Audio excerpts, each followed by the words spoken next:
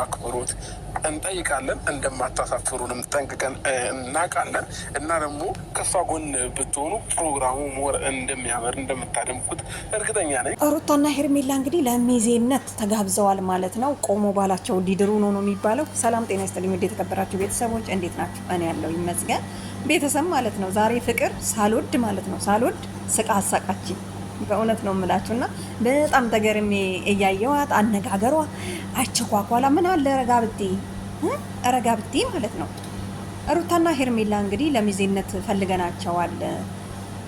የፎቶ ፕሮግራም አለን፣ ስለዚህ አብረውን ፎቶ ይነሱልን፣ አንደኛና ሁለተኛ ሄርሜላን አደርጋለሁኝ ብላ ፍቅር መታለች ማለት ነው። እንግዲህ እንደው ትንሽ እንኳን አይሰቀጥጥሽም እንዴ? ቆመው ባሏ ነገሩ አግቢው አብረሽውኝ ያለች ጀግና ሆነች ሩታ ማለት ነው። እና ምንም አይደንቀንም አሁን ቆመው ራሱ ቢድሩሽ ገባሽ አይደለም?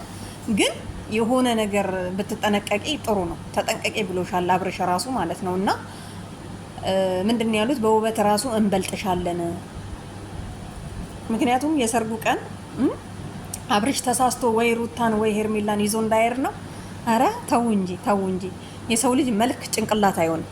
ገባችሁ? ሩታና ሄርሜላ በዚህን ሰዓት ትክክል ላይ ያላችሁ አይመስለኝም። እንደውም ፍቅር የምትበልጣችሁ ነው የሚመስለኝ እንደውም ማለት ነው ሳስበው።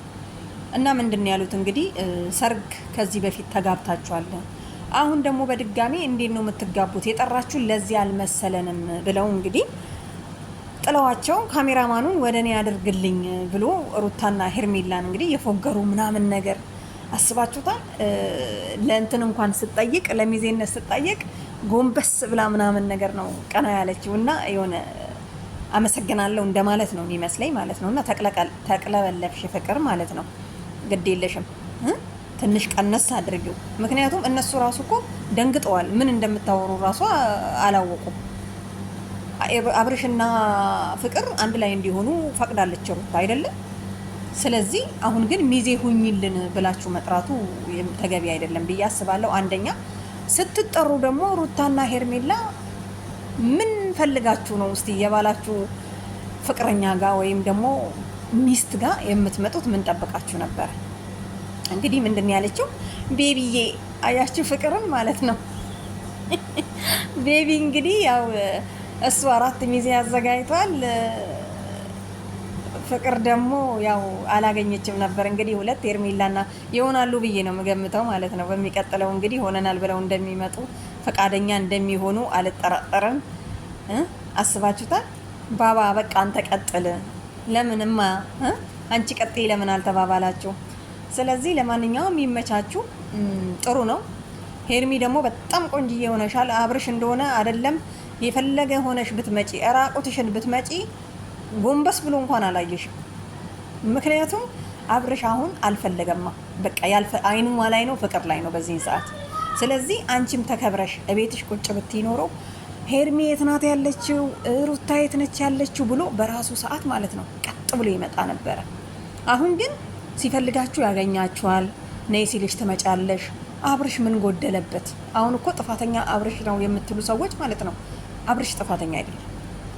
ምክንያቱም ሩታና ሄርሜላ ሲናፍቁት ኑ እያለ ያያቸዋል። በአይን ሻወር ራሱ እየወሰደ ነው ያለው አብርሽ ማለት ነው። ስለዚህ ምንም የጎደለው ነገር የለም።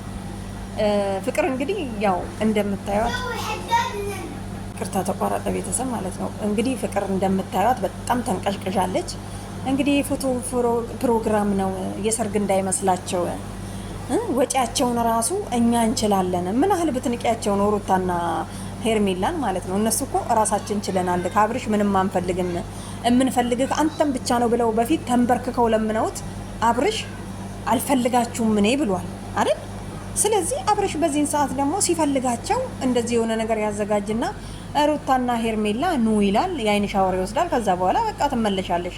መቼም ቢሆን አያስታውስሽም። ብትደበቂ ኖሮ ይሄኔ ማለት ነው ቢያንስ ለሌሎቹ እንኳን ለሌላ ሰው ራሱ ትምህርት እንዲሆን አብርሽ ደውሎ የት ነው ያለሽው ምናምን ነገር ብሎ ይመጣል ማለት ነው። ያው 2 ስለሆናችሁ የት ነው ያላችሁት ብሎ ምናምን ወይዘሮ ብሏል። ወይዘሮ ሄርሜላና ሩታዬ እና አጠገብሽ ሆና እንደዚህ 32 ጥርሷን እያሳየችሽ እንደዚህ የፎገረችሽ ዝም ብላችሁ ራሱ ማዳመጥ አልነበረባችሁም። የሆነ ነገር ማሳየት ነበረባችሁ። ምክንያቱም ማንም ሰው ባሉን ቆሞ አይደርም።